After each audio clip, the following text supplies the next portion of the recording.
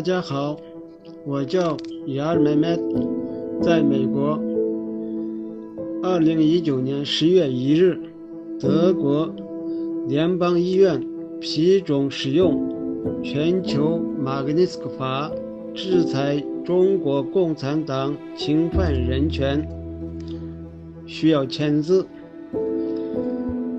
2019年12月30日是最后一天，所以希望所有的反共的朋友们支持一下，抓紧时间，谢谢。